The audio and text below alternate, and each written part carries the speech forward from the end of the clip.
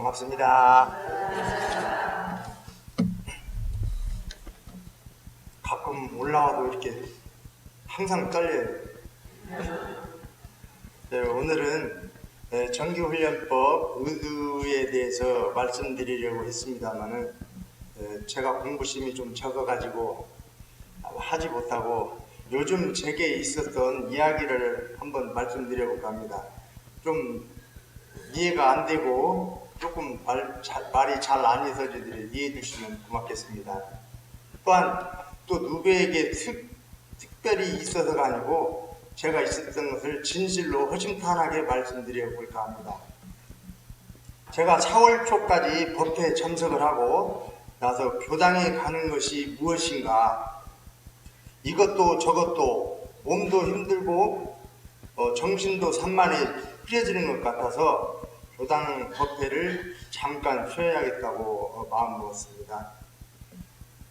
그런데 머릿속에 한 구석에서 안 나가면 교도님 여러분들께서 일단 단장이 왜 안 나오지?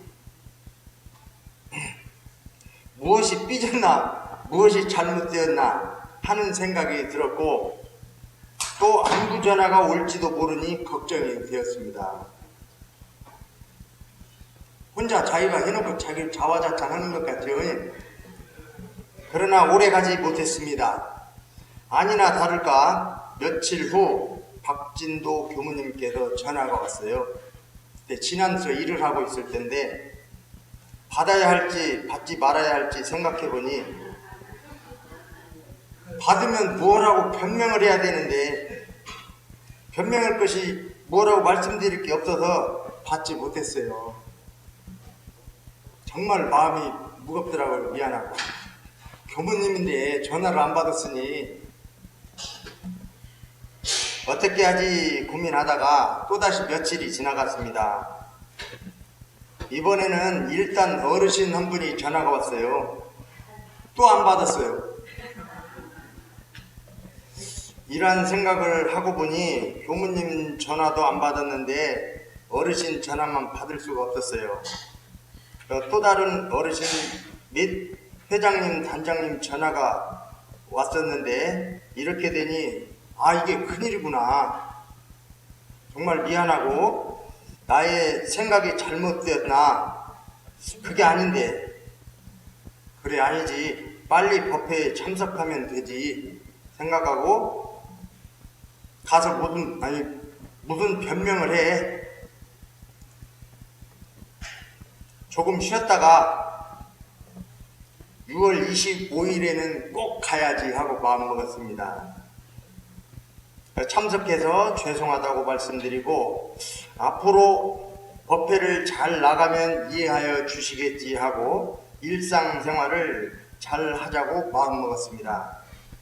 그러나 또다시 전화가 와서 보니 호타원 안선주 교무님 전화였어요. 아차, 안되겠다. 받아보자 하고 교무님 죄송합니다. 조금만 기다려주세요 하고 6월 25일은 꼭 가겠습니다 하고 약속하였습니다. 그리고 6월 25일 교당에 와서 법회를 보았죠. 교당에 와서 어르신들과 교도님을 보고 나니 미안한 마음뿐이었어요. 걱정을 끼쳐드려 죄송하고 아직도 공부심이 부족하다고 생각하며 더욱더 일요 법회를 참석해야겠다고 생각했습니다. 또한 어떻게 공부를 잘 할 것인지 되새겨 봐야 할 것 같습니다. 오늘은 두 교무님을 비롯하여 여러 교도님 전화를 받지 못한 점에 대하여 머리 숙여 봅니다. 또 이번에 느낀 것은 일단 단장으로서 단별 법회를 이끌어가지 못한 책임을 느꼈고 단장이 안 나오면서 누구를 나오라고 하겠는가 이런 생각이 들더라고요. 또한 이번 경험으로 법회 참석이 중요하다는 것을 공부한 것 같습니다. 많이 부족한 것은 사실이지만 항상 한등군 교당 교도님들을 사랑합니다. 감사합니다. 반갑습니다. 저는 저는 여자 3단 중앙 박근현입니다. 저를 모르시는 분들이 있으신 것 같아서 제가 원불교를 입교하게 된 계기부터 일단 얘기를 해드릴게요. 제가 원불교에 입교하게 된 계기는 한 30대 때 라오스에 여행을 갔다가 우연히 원불교 라오스 교당을 개척하기 위해 오신 한 교무님을 만나서 인연이 되면서부터입니다. 그 교무님은 호주로 유학을 갔다가 목탁 소리에 이끌려서 출가하셨다고 했는데요. 짧은 기간이었지만 원불교 마음 공부에 대해 많은 이야기를 나누었습니다. 원불교를 잘 알지는 못했지만 어릴 적 멘토 언니가 원불교는 좋은 종교라고 했던 기억이 있어서 쉽게 받아들일 수 있었던 것 같습니다. 원불교는 어떤 공부를 하냐고 물었더니 마음 공부하는 곳이라고 했습니다. 마음 공부라는 말에 호기심이 생겼습니다. 마음에 힘이 없어서 항상 경계가 있을 때마다 괴로워하면서 지나고는 후회와 원망만 하면서 힘들게 살아온 나를 생각하면 저에게 딱 필요한 공부라고 생각했습니다. 그래서 나를 힘들게 하는 잡념을 없애기 위해 입교를 했습니다. 그렇게 마음 공부를 하기 위해 찾아온 것이 벌써 13년째가 되었습니다. 시간 빠르죠? 그래가지고 처음에는 마음이 뭔지도 모르고 잡념이 무엇인지도 몰라서 교무님 설명을 들으면서도 귀에 들어오질 않았습니다. 그러다 매주 수요일 교리 공부를 시작한다고 해서 참석하게 되었고 2년째 되면서부터는 조금씩 귀가 열리기 시작했습니다. 말귀를 알아들으니 재미가 나고 졸음도 없어지고 눈이 똘망똘망해졌습니다. 처음에 공부할 때는 좋은 것 같고 말귀를 못 알아들으니 교무님께서 답답하셨는지 눈을 깜빡하시고 또 깜빡이시면서 찰나에 한숨을 쉬는 걸 제가 분명히 봤습니다. 이제는 조금씩 원불교 마음 공부를 알아가게 되면서 제 생활도 많이 달라지는 것 같습니다. 요즘은 교리 공부를 마치고 화요일마다 마음 공부를 하고 있는데요. 일주일 동안 실제 생활 속에서 느끼고 공부한 내용을 발표하고 감정받으면서 공부하고 있습니다. 윤문영과 상시일기, 점검을 빠지지 않고 해보기로 다짐을 하고 매일 점검을 하는데 아직은 깜빡하고 잊어버리는 날이 있지만 그래도 챙기고 또 챙기는 공부를 하고 있습니다. 저는 공부 표준을 조석신고 열심히 하고 윤문영으로 꼴 잘 보기와 시간 기다리기를 잡고 실천하고 있는데 공부를 하면서 제 마음을 더 선명하게 볼 수 있게 되는 것 같습니다. 요란했던 마음이 경계가 와도 조금 지나면 평온해지고 그게 아무것도 아니라는 생각이 들고 예전처럼 화가 나지 않습니다. 이런 제 모습을 발견하고는 스스로 놀라기도 합니다.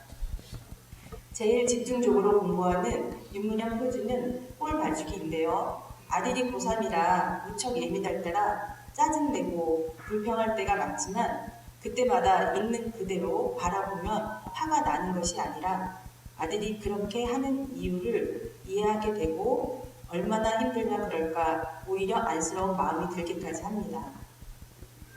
그렇게 마음 공부를 통해 경계를 바라보고 아들을 이해하고 받아주니 아들도 편해지는 것 같습니다.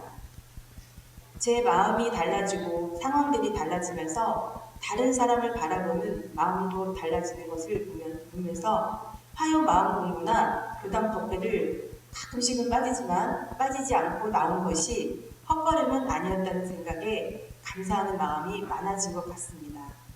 아직은 힘들고 부족한 부분이 많지만 인과를 알고 바꿀 수 있는 힘을 기르면 된다는 교무님 말씀을 새기며 열심히 공부하겠습니다. 가끔은 하고 올라오는 모습도 남아있어서 때론 아닌 모습이 보일 때도 있겠지만 잘 챙겨주시고요. 그냥이가 공부해 가는구나 이렇게 이해해 주시면 감사하겠습니다. 오늘 공부담을 준비하면서 앞으로 마음 공부를 더 열심히 해야겠다고 챙기는 기회가 되어 더욱 감사합니다. 앞으로 개인 박근영이 아니라 원불교 박근영으로서 부끄럽지 않도록 공부하겠습니다. 또한 어떻게 살아가는 것이 마음을 알아 행복하게 살아갈 수 있는지를 배우게 된 것에 감사하며 어려움이 생기더라도 마음의 힘을 더 키워가면서 열심히 공부하는 박은영이 되겠습니다. 들어주셔서 감사합니다.